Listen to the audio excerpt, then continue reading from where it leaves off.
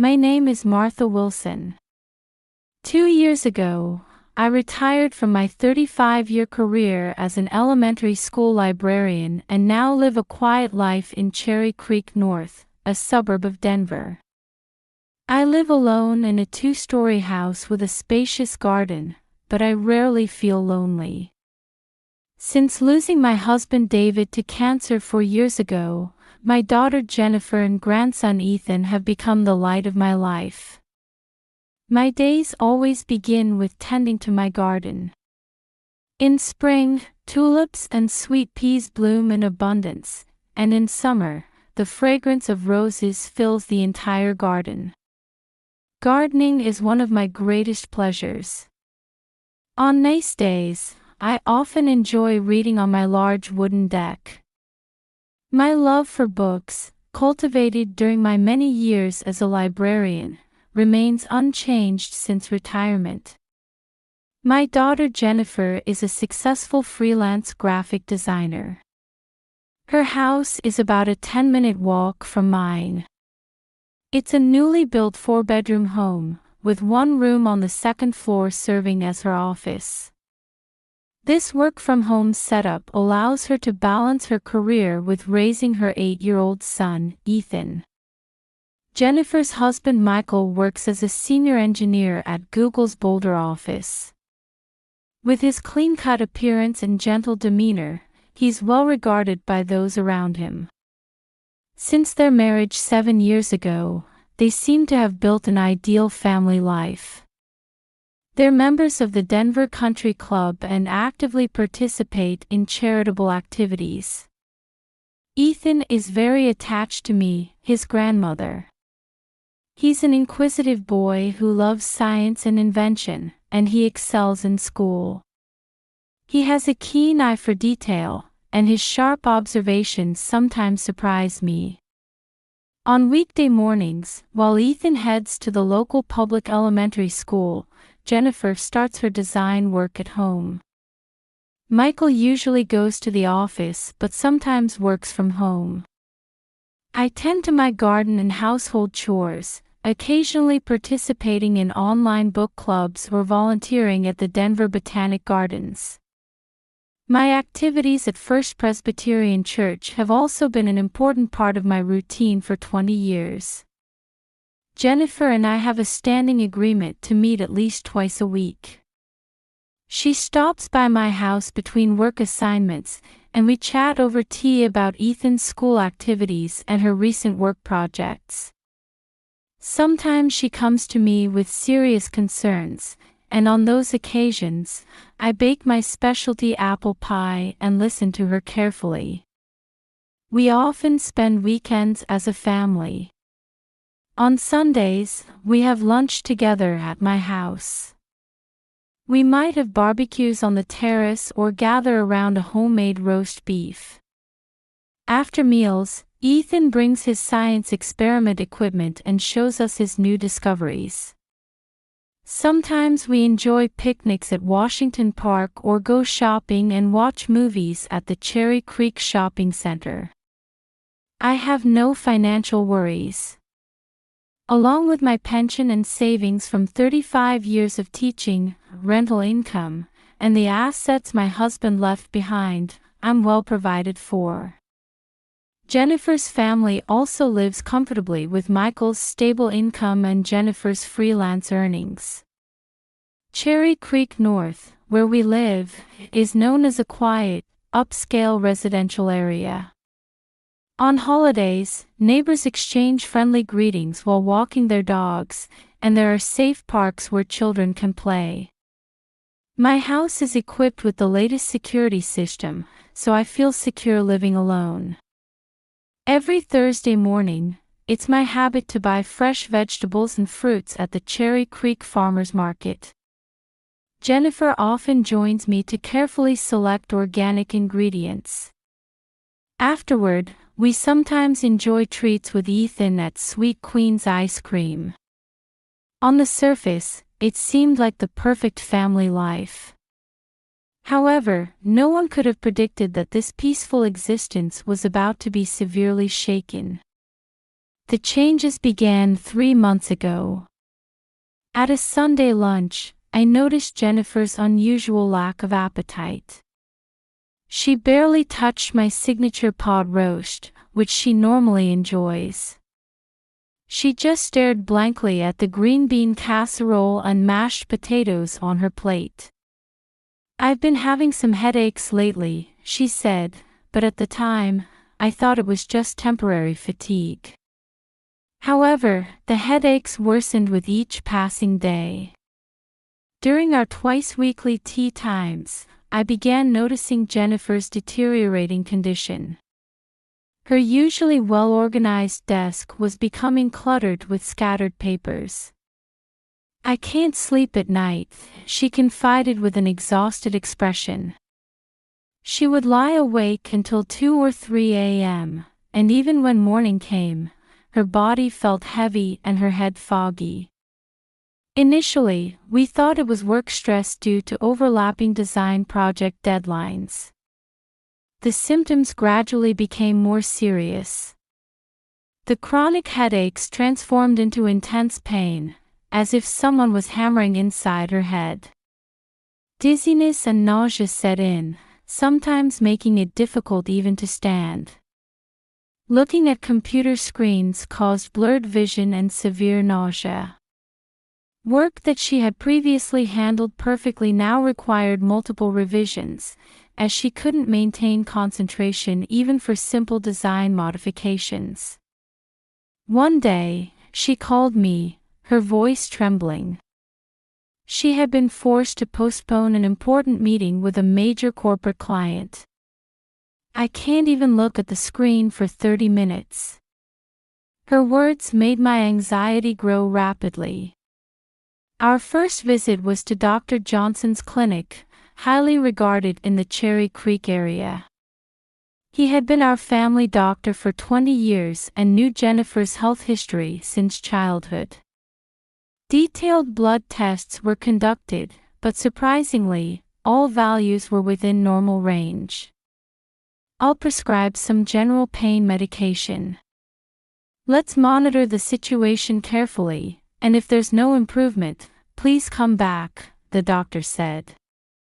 However, the prescribed medication didn't help her symptoms at all. Michael appeared to be playing the role of a devoted husband perfectly on the surface. He accompanied her to hospital appointments between work commitments and fully covered the expensive medical bills. He drove Ethan to and from school, prepared meals, and cleaned in the evenings. On weekends, he would shop for groceries at the local Whole Foods. From my perspective, he seemed to be a faultless husband. However, I began to sense something unnatural in his perfection. His excessive involvement in hospital matters was particularly concerning.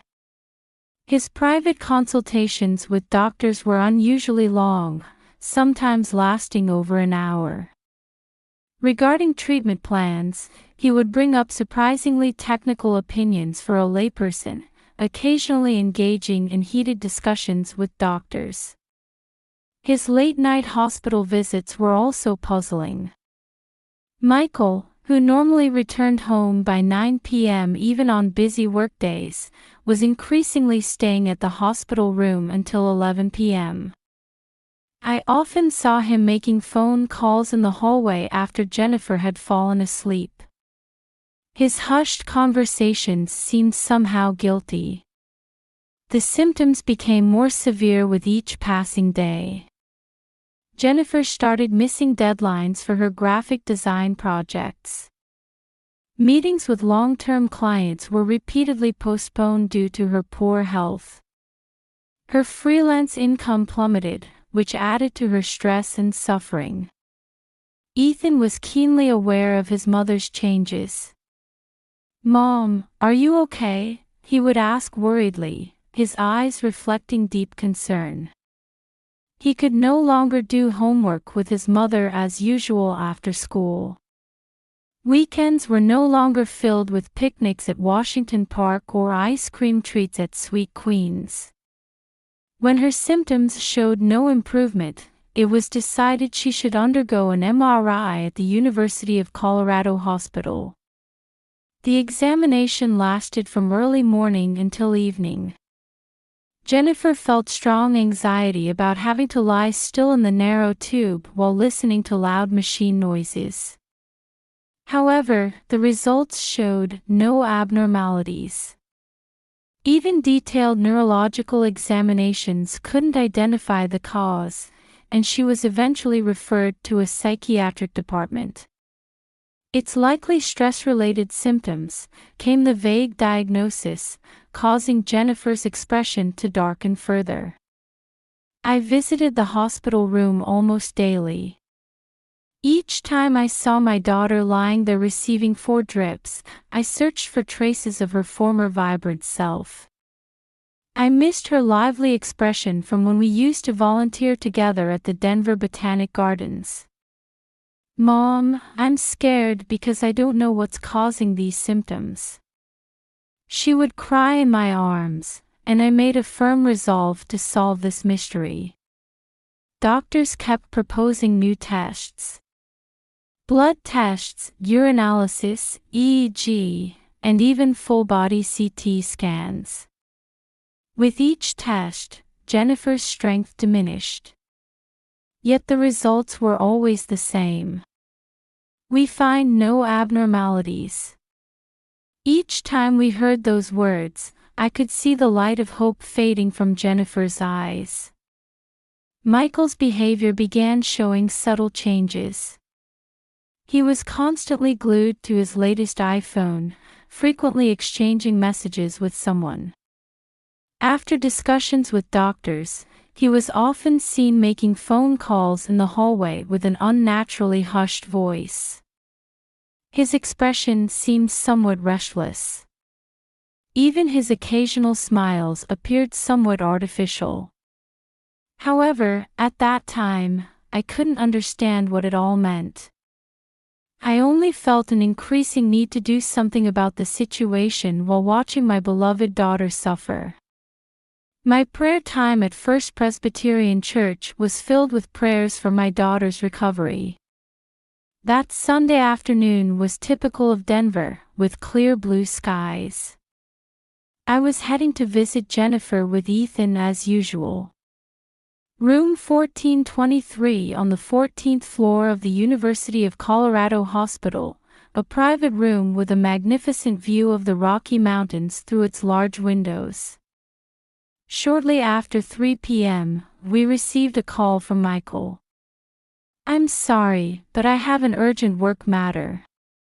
There was a hint of panic in his voice over the phone.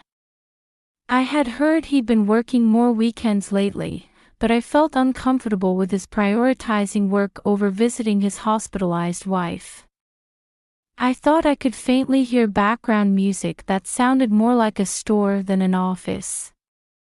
When we arrived at the hospital room, Jennifer was lying in bed.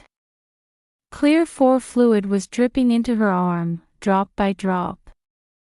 By the window, there was a vase of gerbers that Ethan had brought last week, their vivid orange color adding a splash of brightness to the predominantly white room. Jennifer's complexion was still poor, her cheeks hollow, with dark circles under her eyes.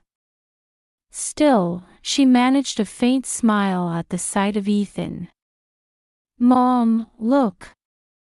I brought the project I made at school." Ethan proudly took out an experiment kit he had made in science class. It was a small electrical circuit experiment kit where red and blue LED lights alternated flashing. The wiring was neatly arranged, with lights systematically blinking on the breadboard. For a moment, a mother's pride in her son's interest in science returned to Jennifer's face. The teacher said it was really well done. Just as Ethan was standing beside the bed, about to explain his experiment kit, something happened. In his excitement, his gestures became larger, and part of the kit rolled under the bed. "Oh!" he exclaimed and immediately reached under the bed. That's when his expression suddenly changed. "Grandma, there's something strange under here." There was clear fear in Ethan's voice. The fact that he, usually calm and curious, made such a sound filled me with strong anxiety. I crouched down next to him and looked under the bed. What I saw made my blood run cold.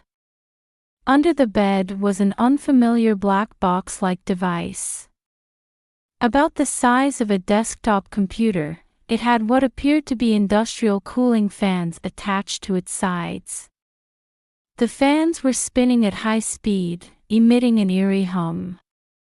The surface bore a warning label reading "Danger, High Voltage," and what appeared to be a manufacturing serial number. When I brought my hand near it, I could feel it was abnormally hot. It was clearly different from the other medical equipment in the room.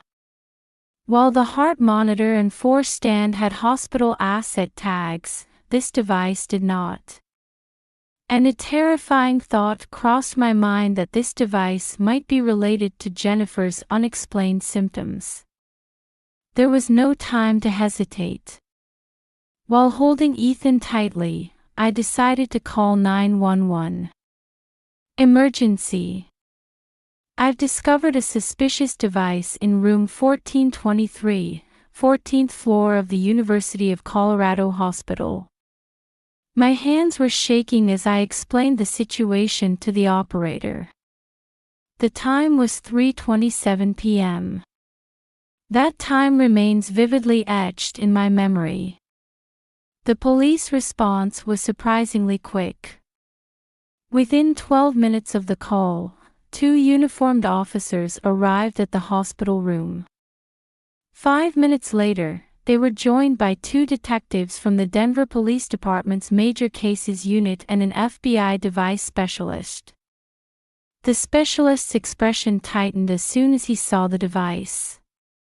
His eyes reflected intense tension. "This is an industrial high-power electromagnetic wave generator. Its use in medical facilities is strictly prohibited. Moreover, it's been modified to output several times the normal power."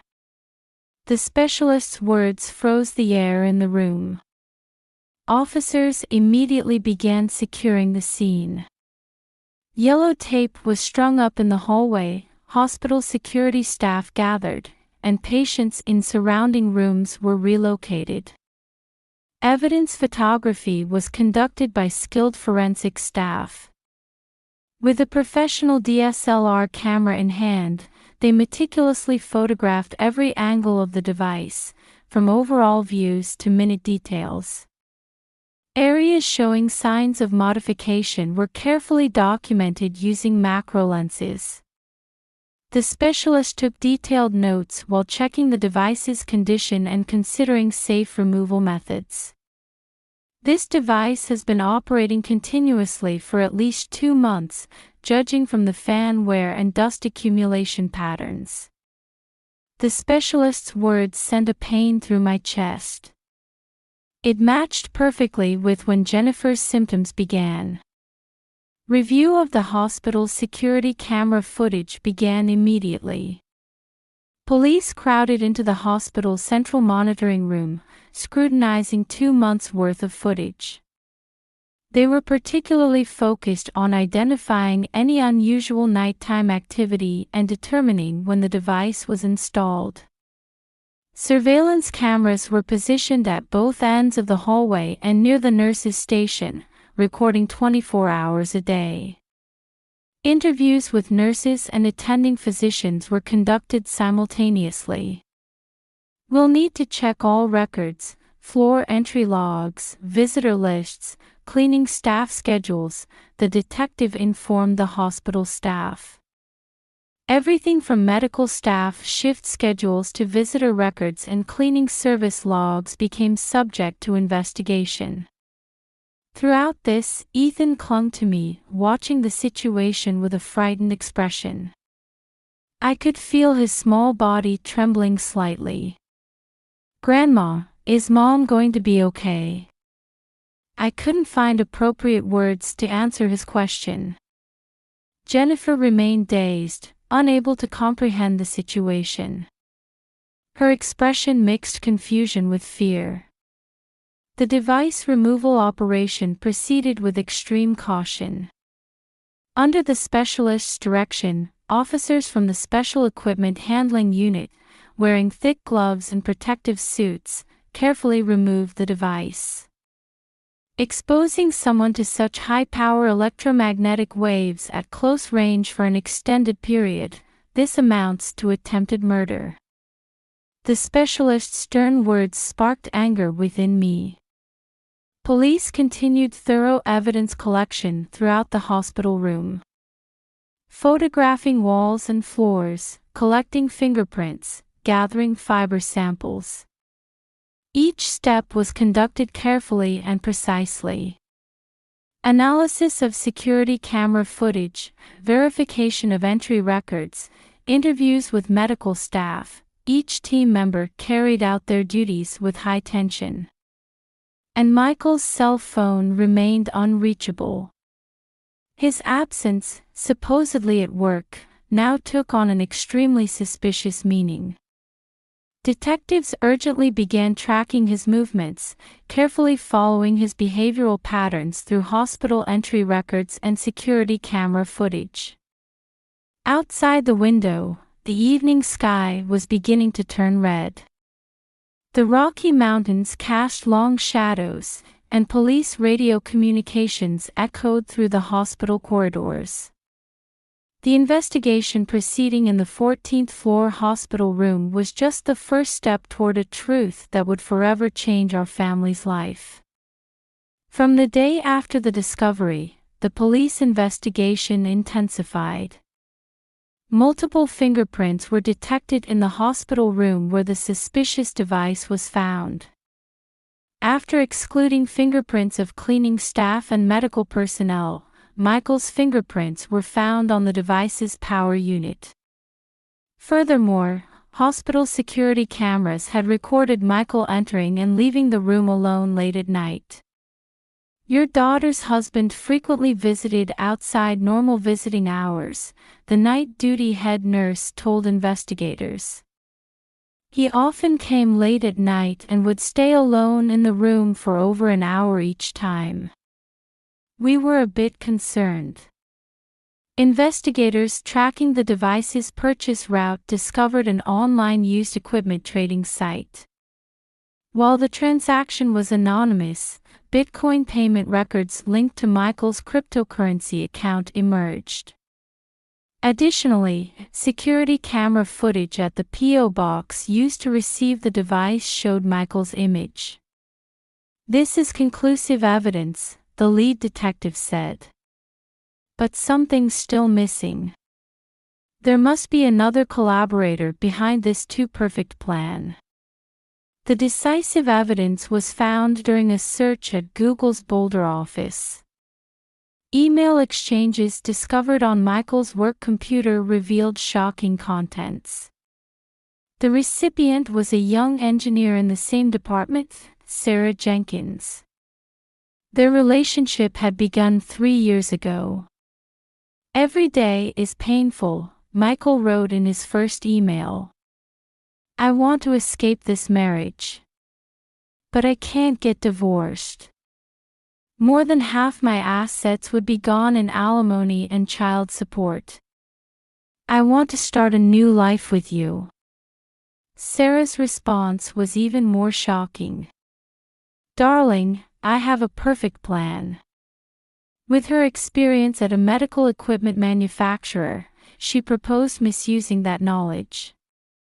"We can make it look like a natural death without anyone suspecting. This way, you'll receive the full insurance payout too." The plan was executed in stages. First, they installed a small device under the bedroom floor. "If we activate it only at night, it will start with insomnia," Sarah's email stated, to which Michael replied, perfect. When symptoms began appearing, they moved a more powerful device under her home office. A designer getting sick while working from home isn't unusual. No one will question it.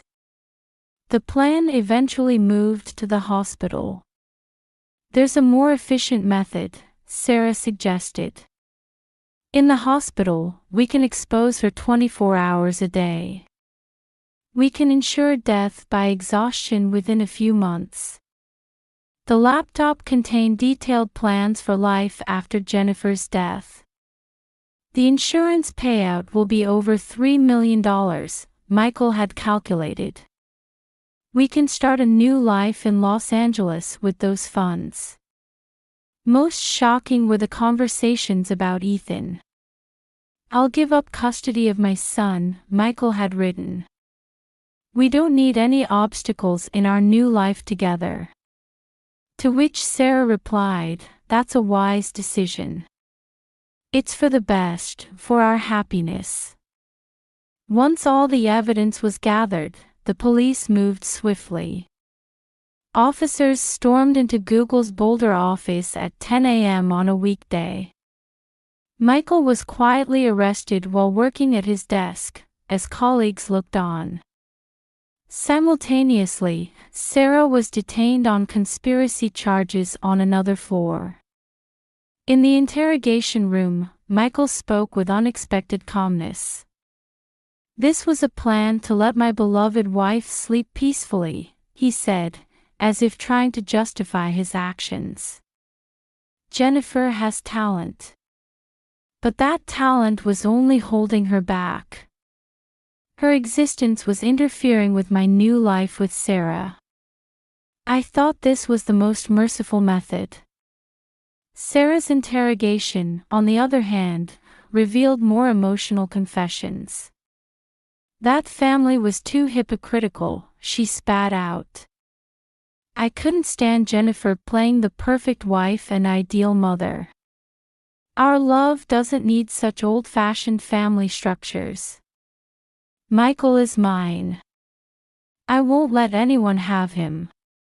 When Jennifer heard about the arrests, she was overcome with intense anger and deep sorrow. He didn't just try to kill me, she said with a trembling voice. He was even willing to abandon Ethan. Why? We were supposed to be a family. She immediately decided to file for divorce and began preparing to seek sole custody of Ethan. According to the indictment, Michael and Sarah were charged with attempted murder, assault, and property damage. The trial lasted 3 months, with prosecutors presenting evidence of meticulously planned attempted murder, email exchanges, device purchase records, security camera footage, and diagnoses of Jennifer's severe health damage. The courtroom confrontation was even more shocking. When Jennifer took the witness stand, Michael's composure finally broke. You tried to take not only my life but also Ethan's future, Jennifer testified, while Ethan trembled slightly in the gallery. Dad, why did you try to abandon us? At his son's question, Michael was speechless for the first time. When the lawyer asked, why such an elaborate plan? Sarah responded with unexpected intensity. Because this was the most efficient method, she said, smirking in court. Health damage from electromagnetic waves is difficult to prove. It was a perfect plan. If only that child hadn't noticed. Michael's final statement was surprisingly businesslike. Yes, I approve the plan. But Sarah executed it. I only followed her suggestions. Hearing these words, Sarah's expression contorted. We were supposed to be in love. Yet you blame everything on me. You coward. The judge handed down a severe sentence. Michael received 25 years in prison for attempted murder, and Sarah got 20 years as an accomplice. The defendant's actions constitute an extremely malicious crime that exploited the most fundamental relationships of trust within a family, the verdict stated. After the sentencing, Jennifer tearfully told me, "Mom, every day was like hell. But because you and Ethan noticed, I'm alive. Now I want to walk a new path in life." The road to recovery wasn't smooth. While the headaches and insomnia caused by electromagnetic waves gradually improved, healing the emotional wounds took much more time. Whenever Ethan worriedly asked, "Mom, is your head hurting again?"